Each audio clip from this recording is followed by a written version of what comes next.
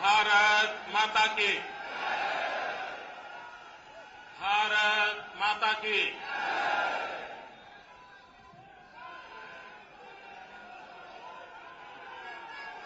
हमारे राष्ट्रीय अध्यक्ष आदरणीय श्री राजनाथ सिंह जी, पूर्व अध्यक्ष श्रीमान नितिन जी, हमारे मार्गदर्शक आदरणीय अडवाणी जी, जोशी जी, बहन सुषमा जी, श्रीमान अरुण जी, मंच पर विराजमान सभी वरिष्ठ महानुभाव और देश के कोने कोने से आए हुए भारतीय जनता पार्टी के सभी वरिष्ठ नेतागण, कार्यकर्ता भाइयों और बहनों, कल आदरणीय राष्ट्रीय अध्यक्ष जी ने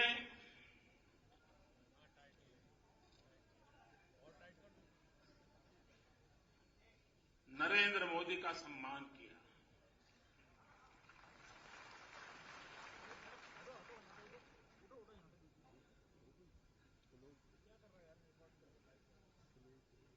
भाइयों बहनों,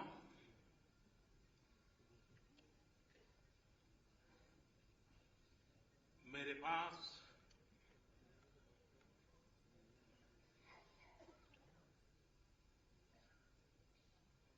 शब्द नहीं है धन्यवाद करने के लिए।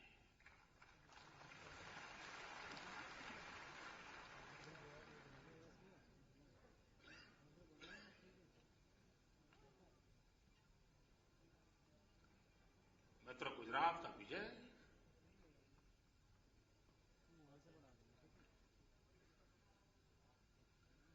किसी व्यक्ति का विजय नहीं है।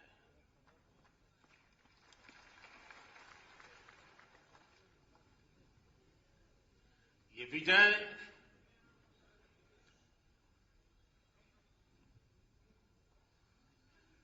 भारतीय जनता पार्टी के लाखों कार्यकर्ताओं के अहर्निश एकनिष्ठ पुरुषार्थ का परिणाम है।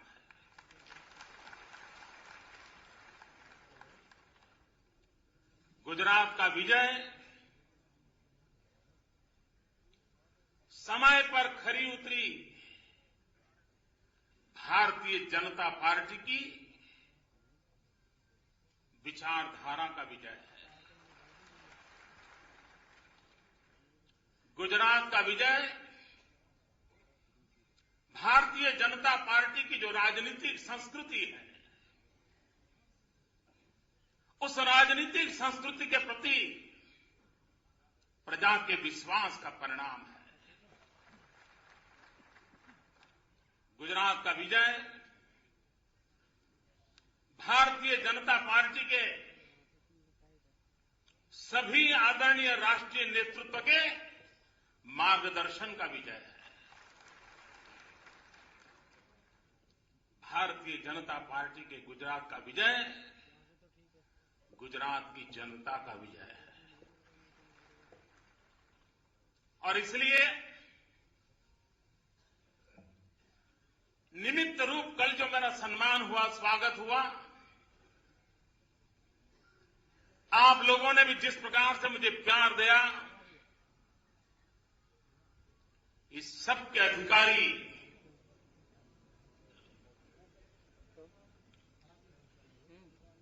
देश के लाखों कार्यकर्ता हैं, गुजरात की जनता है, हमारा राष्ट्रीय नेतृत्व है।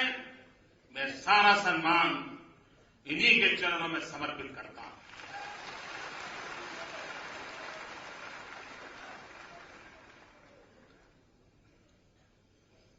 भारतीय जनता पार्टी के सभी देश के कार्यकर्ता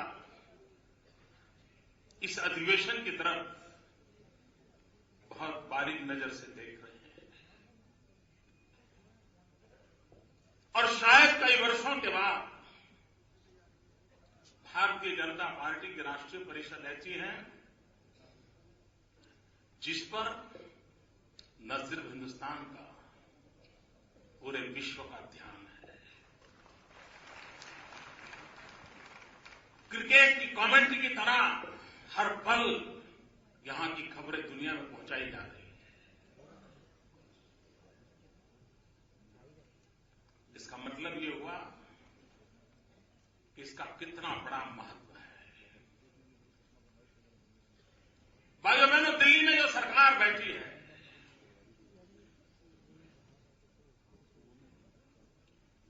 ये सरकार का होना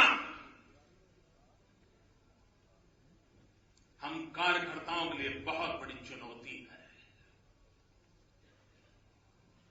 हमारे रहते हुए हिंदुस्तान के तख्त पर ऐसी सरकार हो, यह हमें कभी मंजूर नहीं है।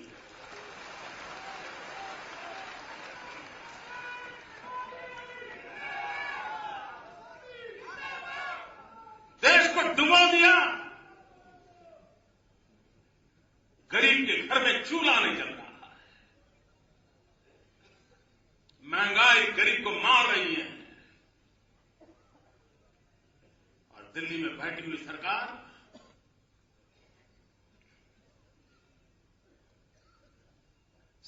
है कि नहीं है, इसकी भी अनुभूति नहीं होती, देश को महसूस नहीं होता।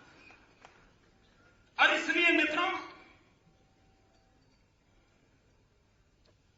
हमने बड़े गौर से सारे घटनाक्रमों की ओर देखने की आवश्यकता है।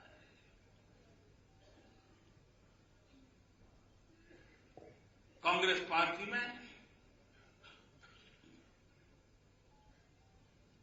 देश के लिए कुछ करना, देश को कहीं जाकर के ले जाना, ये जज्बा ही नहीं है मित्रों, उसके चरित्र में नहीं है, उसके ब्लड में नहीं है। और मैं ये इस बात को सिद्ध कर सकता हूं, आजादी के बाद के पहले 3 दशक कांग्रेस पंचायत से पार्लियामेंट तक सिर्फ कांग्रेस का ही झंडा फहरता था, विपक्ष का नामो निशान नहीं था, मीडिया की इतनी घेराबंदी नहीं थी, जुडिशियल एक्टिविज्म नहीं था, एनजीओ की भरमार नहीं थी, पीआई जैसी कोई शब्द सुना नहीं था। हर प्रकार की सुविधाएं 3 दशक तक उनके पास थी। और वो कालखंड था जब कोरिया भी अपने आप को उभारने की कोशिश कर रहा था, इजराइल अपने आप को उभारने की कोशिश कर रहा था, चाइना अपने आप को उभारने की कोशिश कर रहा था। हिंदुस्तान के पास सारी संभावनाएं पड़ी थी, दुनिया के कई देश हमसे आगे निकल चुके, हिंदुस्तान गिरता चला गया।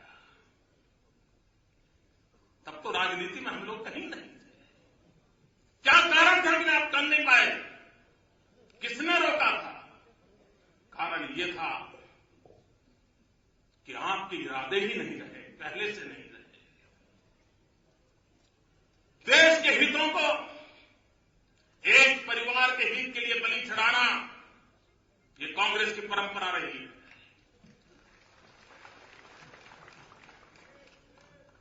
और न सिर्फ देश के हितों को, कांग्रेस के हितों को भी एक परिवार के लिए बलि चढ़ाना, ये इस परिवार की और इस कांग्रेस की परंपरा रही। अब देखिए, कांग्रेस पार्टी के अध्यक्ष की पसंदगी की ओर देखिए। बीच का एक कालखंड आया था जब कांग्रेस पार्टी के अध्यक्ष के नाते सीताराम केसरी को पसंद किया गया था। किसी को फील हो रहा था कि कांग्रेस पार्टी में कोई अध्यक्ष है, अनुभूति होती थी, ऐसा लगता था जैसे किसी नाइट वॉचमैन को बिठा दिया है। और मौके की तलाश में थे कोई मजबूत व्यक्ति, कोई योग्य व्यक्ति कांग्रेस पार्टी का अध्यक्ष न बन जाए, वरना इस परिवार का आगे क्या होगा। और इस हेतु से कांग्रेस का नुकसान हो ये मान करके, स्वीकार करके ऐसे हाथों में बागडोर दी गई ताकि वो जो चाहे वो करवा सके। और समय आते ही उस समय के दृश्य टीवी के पास मौजूद है, सीताराम केसरी को दफ्तर से उठा करके बाहर फेंक दिया गया था और पार्टी का कब्जा किया गया था। यह देश लोकतंत्र के अंदर किसी राजनीतिक दल का ऐसा लोकतंत्र स्वीकार करेगा? इतना ही नहीं, वो मौके की तलाश में थे, समय का इंतजार था। जैसे ही मौका मिला, तैयारी हुई, सब कुछ हड़प कर दिया। उसके बाद सरकार बनाने की नौबत आई।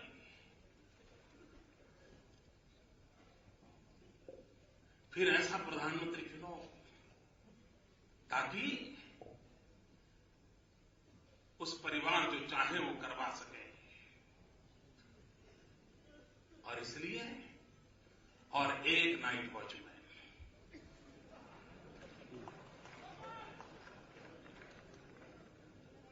और देश ने सोचा नहीं था कि रात इतनी लंबी होगी।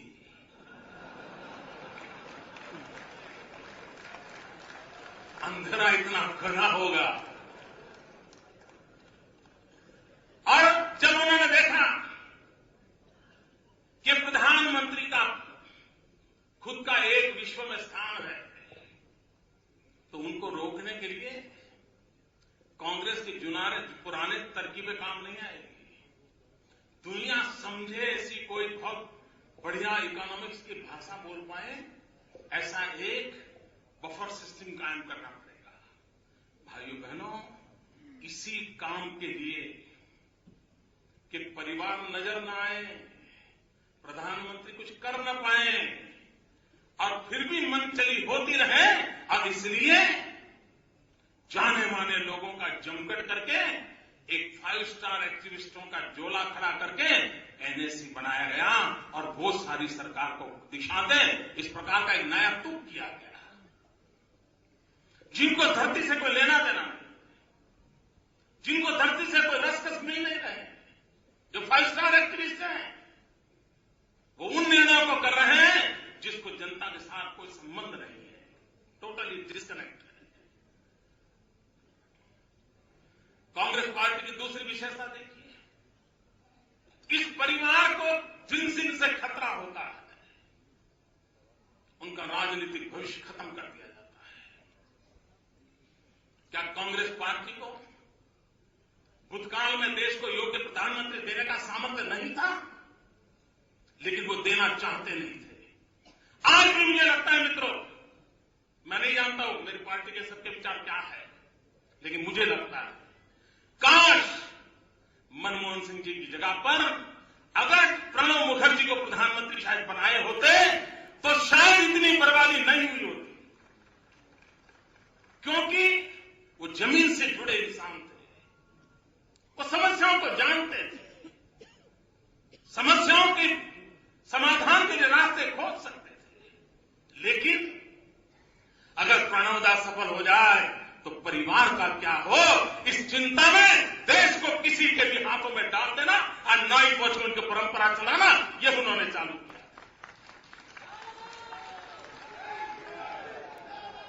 इतना ही नहीं मित्रों, इस देश ने बहुत प्रधानमंत्री देखे और अधिकतम प्रधानमंत्री कांग्रेस गोत्र के प्रधानमंत्री थे।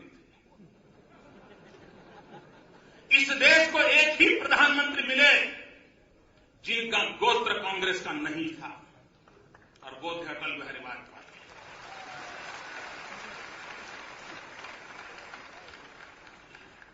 अब देखिए, जब तक कांग्रेस में मोरारजी भाई थे, प्रधानमंत्री का कोई स्कोप नहीं था। जब तक चंद्रशेखर कांग्रेस में थे, प्रधानमंत्री होने की संभावना नहीं थी। जब तक चरण सिंह जी कांग्रेस में थे, प्रधानमंत्री की संभावना नहीं थी। जब तक वीपी सिंह कांग्रेस में थे, प्रधानमंत्री प्रधानमंत्री की संभावना नहीं थी। जब तक आई के गुजरात थे, देवगढ़ा थे, संभावना नहीं थी। और उनकी अपनी ताकत जो भी होगी, कांग्रेस से जब बाहर निकले, वो देश के प्रधानमंत्री पद पर पहुंचने के लिए सफल हो गए।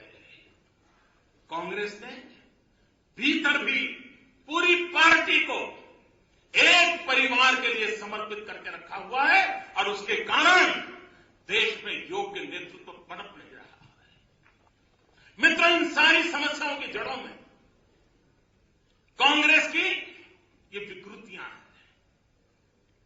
जड़ों में जो विकृतियां हैं, भाइयों बहनों, भारत के सार्वजनिक जीवन के लिए कांग्रेस एक दीमक की तरह फैल गई है और भारतीय जनता पार्टी के कार्यकर्ता को दीमक को खत्म करने के लिए कितनी मेहनत पड़ती है हम जानते हैं। इधर से खत्म करो तो उधर निकलती है। ये दीमक रूपी जो कांग्रेस विकृतियां हैं, उससे नष्ट करने के लिए एक ही दवाई काम आने वाली है दोस्तों। कांग्रेस रूपी दीमक को अगर हिंदुस्तान की धरती से नष्ट करना है तो उत्तम से उत्तम दवाई है भारतीय जनता पार्टी के कार्यकर्ताओं का पसीना। भारतीय जनता पार्टी के कार्यकर्ता के पसीने में वो दम है, जो दम देश को इस कांग्रेस रूपी दीमक से मुक्ति दिला सकता है। भाइयों बहनों, कभी कभी टीवी, मीडिया, अखबार देख करके हमें निराशा आती होगी। क्या होगा? क्या कांग्रेस जाएगी? हम जीत पाएंगे? इतनी सीटें बढ़ बढ़ करके कितनी बढ़ सकती है? ये सारे हिसाब किताब हमारे दिमाग में भरने का काम कुछ लोग करते रहते हैं, क्योंकि कांग्रेस को बचाने के और कोई तरीके बचे नहीं है। तो इसी प्रकार की भ्रमणाएं फैलाना, और कुछ कार्यकर्ता भ्रमित भी हो जाते होंगे। लेकिन मैं देशवासी, मेरे सभी कार्यकर्ता भाइयों बहनों को गुजरात के अनुभव से बताता हूं, हम चले या न चले, हम करें या न करें, देश चल पड़ा है।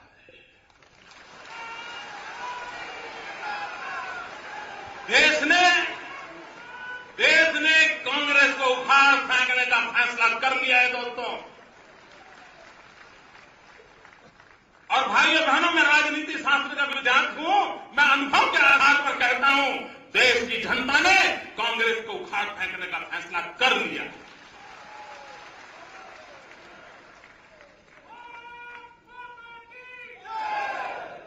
हमें सिर्फ वो जगह सही लोग भरे, इसकी चिंता करनी है।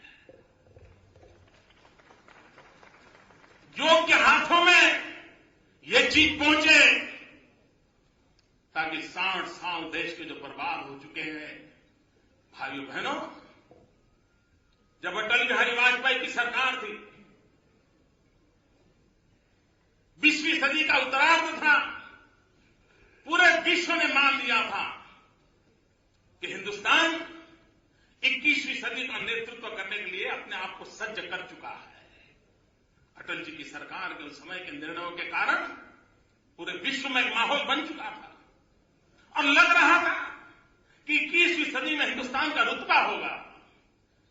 लेकिन 2004 के बाद जिस प्रकार का घटनाक्रम चला है, उससे साफ हो गया है मित्रों, 21वीं सदी में हिंदुस्तान का रुतबा न रहे, ये सिर्फ हिंदुस्तान का नुकसान नहीं है, लोकतंत्र और मानवता में विश्वास करने वाले विश्व के एक बहुत बड़े तबके का नुकसान है। यह हमारी वैश्विक जिम्मेवारी है कि आज के संकट के युग में हिंदुस्तान का रुतबा पैदा करें। मित्रों, आज विश्व कहता है कि 4 महासत्ताओं का खेल चलने वाला है।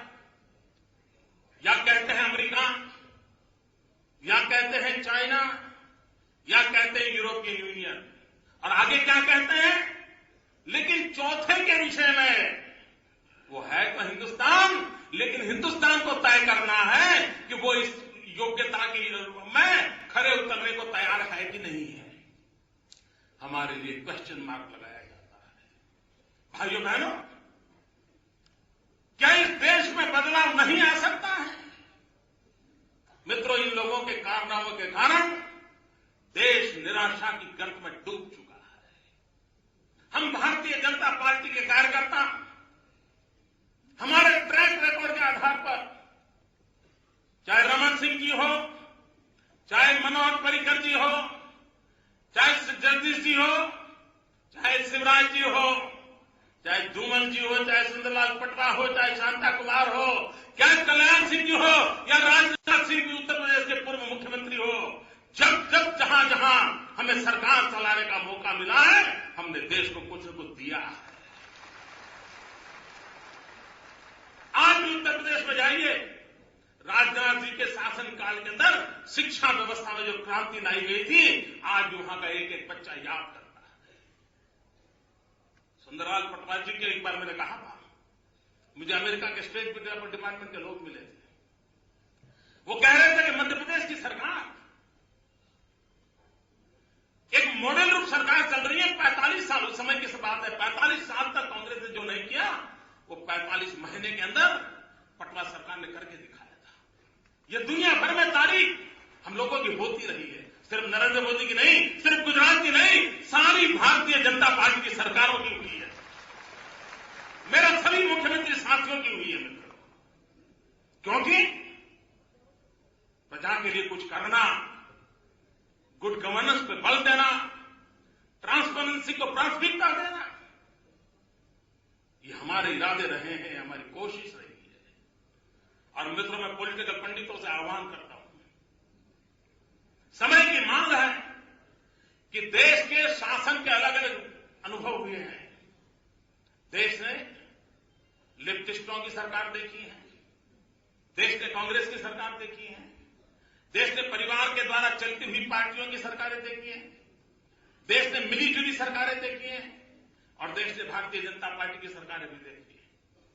5 साल का कोई भी कालखंड पसंद कर लिया जाए और इन 5 प्रकार की सरकारों का इवोल्यूशन किया जाए, मैं दावे से कहता हूं मित्रों, भारतीय जनता पार्टी सुशासन में नंबर 1 पर उतरेगी।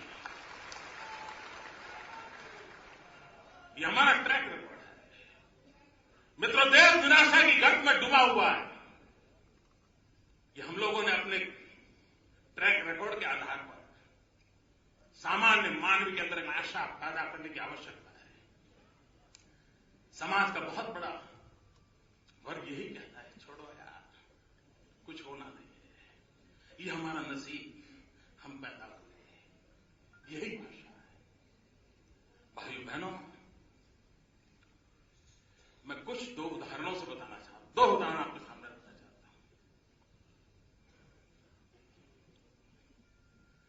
यही देश, यही गंगा और यमुना की नदियां, यही मेरे किसान, यही खेत खलिहान, ये सब होने के बावजूद भी 60-70 के दशक में हिंदुस्तान विदेशों से गेहूं मांगवा करके खाता था।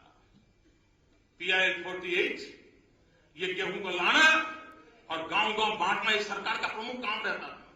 सभी IAS अफसरों को वीकली रिपोर्ट देना पड़ता था, कहां पहुंचे, क्या हुआ। एक लाल बहादुर शास्त्री आए, उन्होंने कहा, जय जवान जय किसान। फर्क देखिए मित्रों, एक लाल बहादुर शास्त्री आए, जय जवान जय किसान का मंत्र दिया, हिंदुस्तान का किसान उठ खड़ा हो गया और हिंदुस्तान भूखा नहीं मरेगा। हिंदुस्तान का आम आदमी विदेश से गेहूं खाने के लिए मजबूर नहीं होगा। ये संकल्प सरकार ने नहीं, मेरे देश के किसानों ने लिया, लाल बहादुर शास्त्री के आह्वान पर लिया और देश के अन्न के भंडार भर दिए। आज हमें विदेशों से गेहूं नहीं मंगवाना पड़ता, वही जमीन, वही खेत, वही पानी, वही किसान, उसके बावजूद भी कभी नहीं था, आज है। फर्क लाल बहादुर शास्त्री। मित्रों, ये देश देखिए, जब अटल बिहारी वाजपेयी की सरकार ने न्यूक्लियर टेस्ट किया और जब अटल जी की सरकार ने न्यूक्लियर टेस्ट किया तो सारी दुनिया भड़क उठी। सभी दुनिया के समृद्ध देशों ने सैंक्शन लगा दिए। हिंदुस्तान आर्थिक रूप से तबाह हो जाए, आइसोलेटेड हो जाए, इसके लिए सारी व्यवस्थाएं कर दी और विधि ने अवश्य कर दी गई। और 11 मई थी वो दिन जब अटल जी ने अणु विस्फोट किया था। तो हमारे कांग्रेस के मित्रों ने बयान दिए थे, इसमें अटल जी की कोई कमाल नहीं है, तो वैज्ञानिकों की कमाल है। मैं मेरे कांग्रेस के मित्रों को कहना चाहता हूं, 11 तारीख को जो न्यूक्लियर टेस्ट हुआ वो तो वैज्ञानिकों की करामत से मैं मानता हूं, लेकिन दुनिया की नाराजगी के बाद, इकोनॉमिक सैंक्शन लगने के बाद, हर प्रकार के आर्थिक घेराबंदी करने के बाद ये अटल बिहारी वाजपेयी के नेतृत्व में दम था कि 13 तारीख को दोबारा न्यूक्लियर टेस्ट करके दुनिया को बता दिया हम झुकने वाले लोग नहीं। ताकत 11 वाले में जितनी है उससे ज्यादा ताकत 2 दिन के बाद 13 तारीख को न्यूक्लियर टेस्ट किया था उसमें थी। और वो भारतीय जनता पार्टी के चरित्र का दर्शन कराती है, वो भारतीय जनता पार्टी के सामर्थ्य का दर्शन कराती है। और मित्रों, एक नेता क्या कर सकता है उसका उदाहरण देती है। भाइयों बहनों, सारे विश्व ने हमकी आर्थिक नाकाबंदी की थी, दुनिया ने हमको आइसोलेट कर दिया था, और तब अटल बिहारी वाजपेयी ने विश्व में फैले हुए भारतीयों को आह्वान दिया था कि देश पर एक बहुत बड़ा आर्थिक संकट आया है, विश्व के बन बैठे नेताओं ने हम पर जुल्म डाला है, मेरे देशवासियों खड़े हो जाओ और आप इस बॉन्ड को खरीद करके हिंदुस्तान का फॉरेन एक्सचेंज का तिजोरी भर दो। भाइयों बहनों, सप्ताह के भीतर हिंदुस्तान की तिजोरी भर दी गई थी, अटल जी के शब्द पर कर दी गई। कौन कहता है नहीं होता है। और इसलिए मित्रों, देश के अंदर एक आशा जन्माना बहुत आवश्यक है। एक आशा अगर होगी तो विश्वास पैदा होगा। और मित्रों, न सिर्फ आशा से चलने वाला है, न विश्वास से चलने वाला है।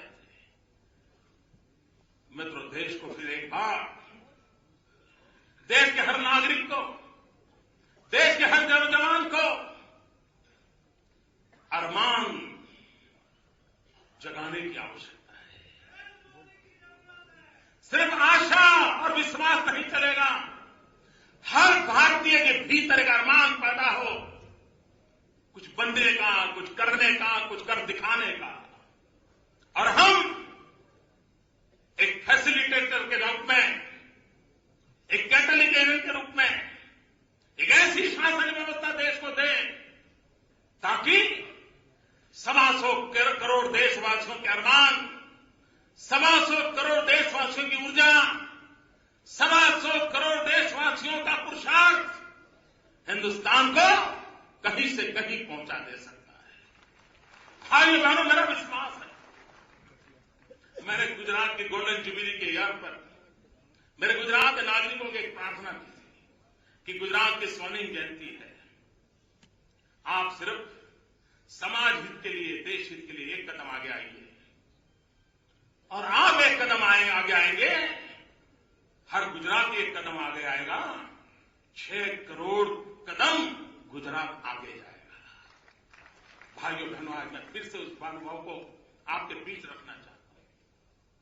हम देशवासियों को विश्वास दिला दें कि आइए, अब एक कदम चलिए, एक कदम आगे बढ़िए, अच्छाई की ओर आगे बढ़िए, भारत की भलाई के लिए आगे बढ़िए, समाज की अच्छाई के लिए आगे बढ़िए। देखते ही देखते 125 कदम बड़ा हिंदुस्तान आगे बढ़ जाएगा। मित्रों, जन भागीदारी के बिना इतना बड़ा देश अपनी शक्ति का पूरा उपयोग नहीं कर सकता है। दुर्भाग्य से कांग्रेस ने जन भागीदारी के तत्वों को समाप्त कर दिया है। उनको तो लगता है कि विदेश से 2-4 ताकतें आ जाएं तो उनका काम चल जाएगा, अखबार की सुर्खियों में तो जगह मिल जाएगी, लेकिन हिंदुस्तान की धरती पर जगह नहीं मिलेगी। और इसलिए भाइयों बहनों, हम पूरे देश के कार्यकर्ताओं को विश्वास दें कि भारतीय जनता पार्टी की जितनी सरकारें हैं, उन सब सरकारों की एक विशेषता है, सारी सरकारें जन भागीदारी से चलती हैं और सारी सरकारें विकास को जन आंदोलन बन करके चल रही है। ये बेटी बचाओ अभियान सरकार के सर्कुलर से नहीं चलते हैं। शिवराज जी, रमन सिंह जी, मनोहर जी सबने मिलकर के नेतृत्व किया और समाज में विश्वास पैदा किया और बेटी बचाने के क्षेत्र में आज किसी भी सरकार से भारतीय जनता पार्टी की सरकारों ने अच्छा प्रदर्शन किया है। मित्रों, इतने बड़े देश को जोड़ना होगा। लाल बहादुर शास्त्री ने किसानों को जोड़ा, देखते ही देखते देश बदल गया। हम जनता पे भरोसा करें, हम आम आदमी पर विश्वास करें। मित्रों, दुर्भाग्य से इन दिनों आर्थिक सुधार के नाम पर बातें चल रही है, इकोनॉमिक रिफॉर्म्स। मैं अर्थशास्त्रियों को आह्वान करता हूं, विश्व की कोई भी, क्या भारत सरकार जिन कदमों को ले रही है वो आर्थिक सुधार के व्याख्या की मर्यादा में भी आते हैं क्या? आपकी डिलीवरी सिस्टम ठीक करते हो, जो कि आपकी गलतियों का परिणाम है, आपके कुशासन का नमूना है, उसको अगर आप ठीक करने जाते हो और आप उसको रिफॉर्म कह रहे हो, ये रिफॉर्म होते हैं क्या? रिफॉर्म आने वाले 20-50 साल तक असर पैदा करने वाली नीतियों से जुड़े हुए होते हैं, वो कहीं नजर नहीं आते हैं। और लास्ट माइल डिलीवरी की भी चिंता है।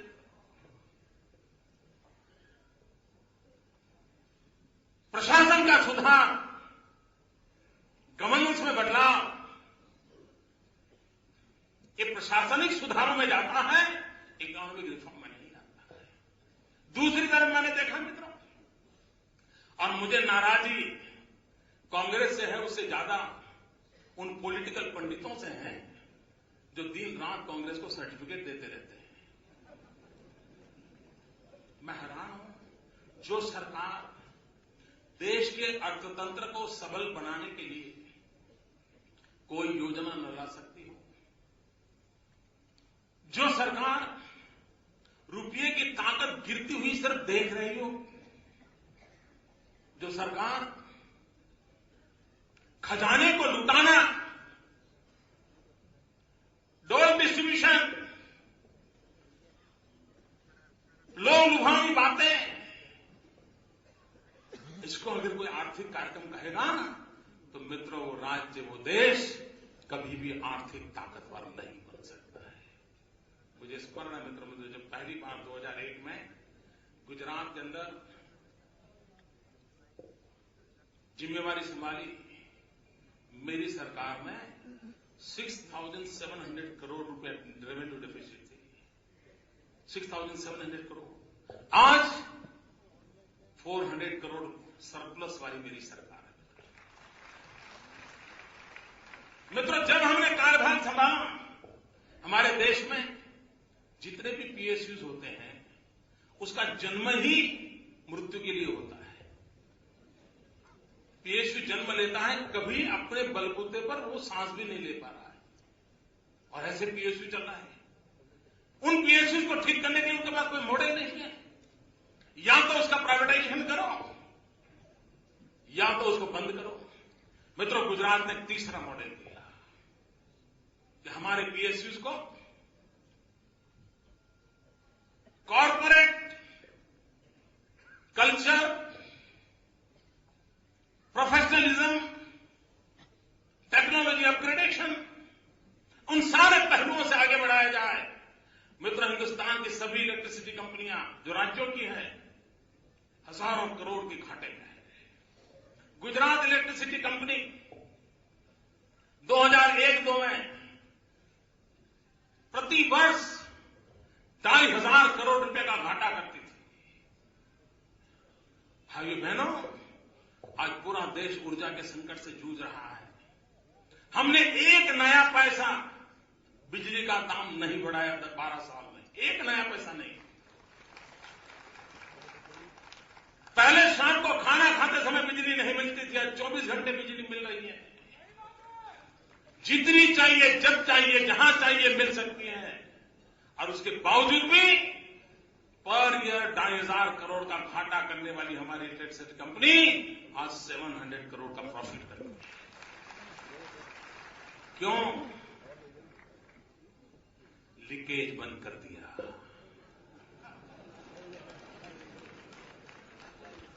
राजीव गांधी कहते थे 1 रुपया निकलता है 85 पैसे 15 पैसे पहुंचते थे,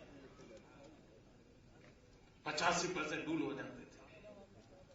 क्या ये देश इस नजारे को देखता रहे?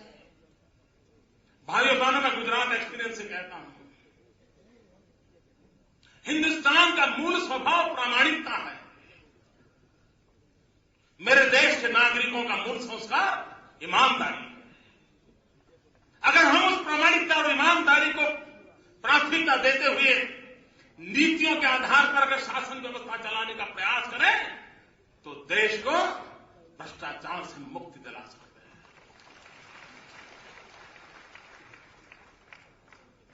इतनी सारी सरकारें हैं मित्रों, किसी पर कोई आरोप नहीं लगा है। ये छोटी बात नहीं है मित्रों। इतना ही नहीं भाइयों, नक्सलिज्म दिखना फलाना देश तबाही की ओर बढ़ रहा है, आतंकवाद वगैरह।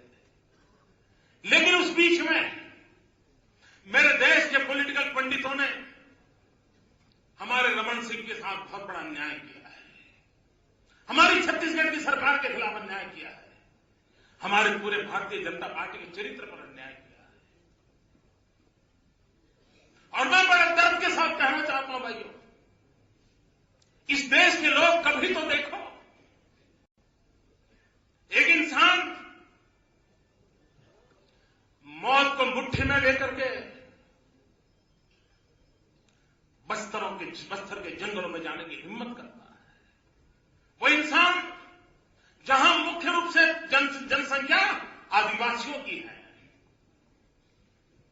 जहां नक्सलिज्म उफान पर है, उसके बावजूद भी आदिवासियों के कल्याण का उत्तम से उत्तम मॉडल क्या हो सकता है, वो छत्तीसगढ़ के डॉक्टर रमन सिंह ने दिया। और हिंदुस्तान में कांग्रेस के मित्रों से मैं कहता हूं, अगर सचमुच में आदिवासियों का भला करना है,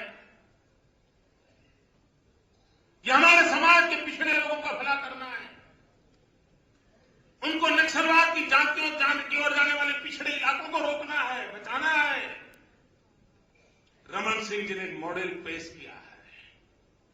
लेकिन चूंकि वो भारतीय जनता पार्टी का मॉडल है, चूंकि वो डॉक्टर रमन सिंह का मॉडल है, इसकी बात किसी के तक पहुंचाना नहीं और नक्सलवाद फैले तो फैलने देना, नौजवान बेमौत मरे तो मरने देगा। कब तक ये खेल चलेगा? भाई बहनों, हर जिंदगी की अपनी एक कीमत होती है, हर जिंदगी के अपने सपने होते हैं, हर मां बाप परिवार का वो भरोसा होता है। कितनों को मरने देंगे? तो समय की मांग है, समय की मांग है कि सरकार के अंदर भी कोई दम है, कम से कम ये तो दिखाएं। लोग निराश हो जाते हैं और इसलिए दिल्ली सरकार ने निराशा का माहौल बना, उसका कारण यही है मित्रों। भाइयों बहनों, भारतीय जनता पार्टी और कांग्रेस, उसकी भी तुलना करने का समय आ गया है।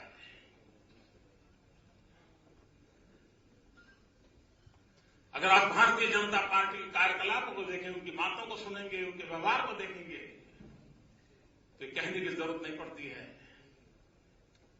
कि BJP is with A mission. और जब कांग्रेस के कार्यकलापों की बात करते हैं, देखते हैं, तो तुरंत पता चलता है कांग्रेस इज फॉर कमीशन। मित्र, देश के सामने मिशन और कमीशन के बीच का झगड़ा होने वाला है और देश कमीशन से मुक्ति चाहता है। और मैं मानता हूं मित्र, इस पूरे देश में फैलाइए, ये कमीशन पार्टी है, उसका नाम ही कमीशन पार्टी है। हेलीकॉप्टर में सब्सिडी में भी, हर चीज में कमीशन। 1%, 2%, 5%, चाचा का इतना, मामा का इतना, साले का इतना, साली का इतना, भाई का इतना, भतीजे का इतना, यही चल रहा है।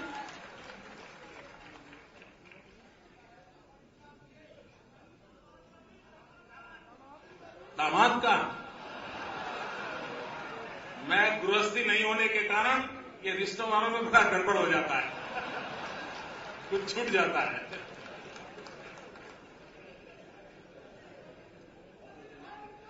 मैं तो कांग्रेस पार्टी से इस देश को मुक्ति दिलाना, यह भी बहुत बड़ा देशभक्ति का काम है।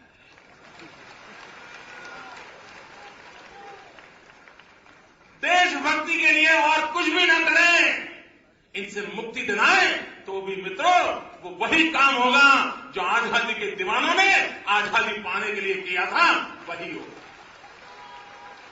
मित्रों, स्वराज्य के लिए जैसे लोगों ने बलिदान दिया था, कष्ट झेले थे और अंग्रेजों को हटा करके स्वराज पाया था, वैसे स्वराज्य के लिए भी जब संघर्ष करते हुए कांग्रेस की मुक्ति दिलाए, स्वराज्य आएगा। अंग्रेजों से मुक्ति मिली, स्वराज आया। कांग्रेस से मुक्ति मिले, स्वराज्य आएगा। और समस्याओं का समाधान स्वराज्य में है, विकास में है। और मित्रों, भारतीय जनता पार्टी के लिए सामान्य से सामान्य मानव की जिंदगी में बदलाव लाना, उसको कठिनाइयों से मुक्त करना, ये हम लोगों का दायित्व है। मित्रों, इन दिनों आप देखते होंगे गुजरात के संबंध में आलोचना होती है, क्या होती है? मैं उस आलोचना का स्वागत करता हूं। आलोचना बहुत होती है मेरी, लेकिन आलोचना क्या हो रही है? मोदी कहते थे 8% जाएंगे, लेकिन वो 7.9% गए। मोदी कहते थे 12 लाख करोड़ का होगा, लेकिन 11 लाख करोड़ हुआ। मुझे खुशी इस बात की है कि देश को विकास के मुद्दों पर चर्चा करने के लिए हमने मजबूर किया है।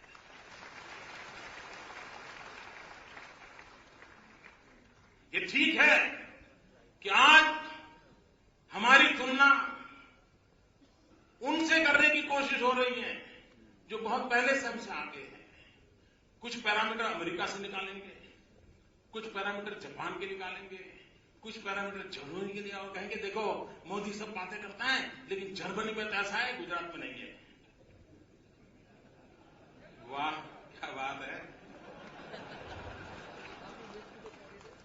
यह भी खुशी की बात है मित्रों कि दुनिया के समृद्ध देशों की तुलना में भारतीय जनता पार्टी से द्वारा चली हुई सरकारों की तुलना हो रही है। और मित्रों, जिस प्रकार से भारतीय जनता पार्टी की सरकारें काम कर रही है,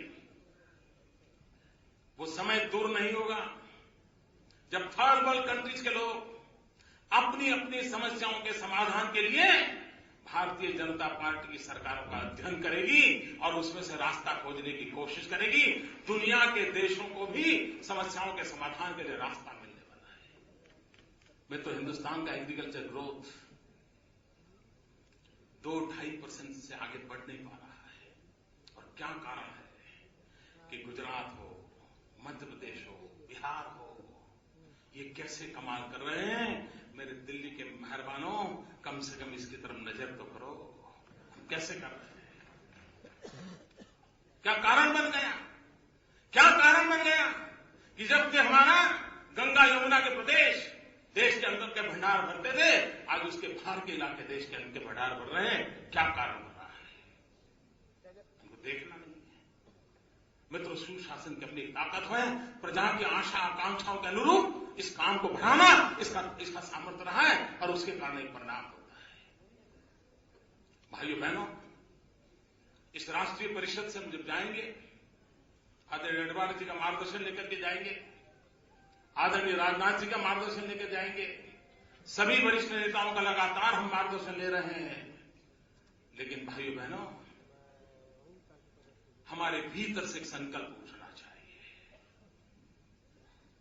हमें भीतर से एक संकल्प करके जाना चाहिए और निर्णय हमारा यह होना चाहिए कि जनता ने उखाड़ फेंकने का तय कर लिया है, उसमें हम क्या मदद कर सकते हैं? जनता के साथ रह करके उसको उखाड़ फेंकने की दिशा में हम कितने आगे बढ़ सकते हैं, ये निर्णय करना है। मित्रों, विश्वास कीजिए, कांग्रेस बच नहीं सकती, किसी भी हालत में बच नहीं, कोई नहीं बचा सकता उसको। लेकिन देश बचाने के लिए जनता के सामने एक अल्टरनेट ला करके हमको खड़ा होना पड़ेगा। और भारतीय जनता पार्टी में वो दम है, लोटस में वो दम है, कमल के निशान में दम है। मित्रों, उस कमल के निशान को लेकर के जाना है। व्यक्ति कौन है कौन नहीं, ये भारतीय जनता पार्टी में कभी मैटर नहीं करता है। उम्मीदवार कौन है कौन नहीं, वो भारतीय जनता पार्टी में मैटर नहीं करता है। भारतीय जनता पार्टी लक्षावधि कार्यकर्ताओं के पुरुषार्थ का एक संपुट है, उस संपुट के आगे लेकर के हमें आगे बढ़ना है। मित्रों, देश को निराश करने का हमें अधिकार नहीं है।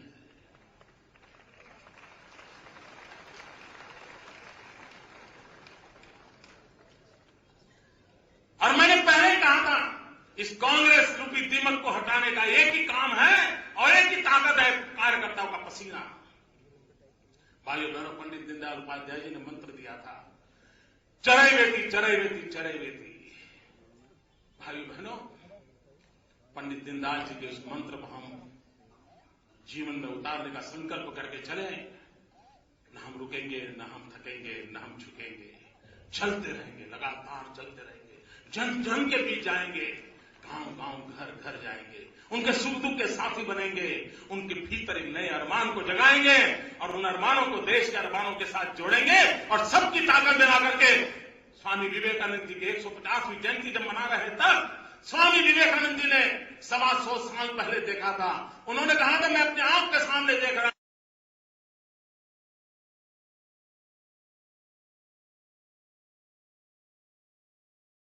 125 साल बीत चुके हैं, विवेकानंद जी की 150वीं जयंती मना रहे हैं। तब हम संकल्प करें कि विवेकानंद जी ये देश गोल्डन जुबली, डायमंड जुबली मनाएगा, ये देश डायमंड जुबली मनाएगा। उसके पहले पहले हम आपके सपनों को पूरा करके रखेंगे। आओ दोस्तों, हम उस इरादे से भाई बहनों, देश के हालात देखते हैं तो अच्छे अच्छे लोगों को चिंता होना बड़ा स्वाभाविक है। लेकिन भाइयों बहनों, मैं कहना चाहता हूं, अंधेरा घना है। भाइयों बहनों, अंधेरा घना है, माना कि अंधेरा घना है, लेकिन दिया जलाना कहां मना है। दोस्तों, माना कि अंधेरा घना है, लेकिन दिया जलाना कहां मना है। आइए दोस्तों, हम यहां से चल पड़े और कमल के साथ एक दिया जलाएं, विकास की रोशनी फैलाएं, इसी संकल्प के साथ आगे बढ़े। बहुत बहुत धन्यवाद।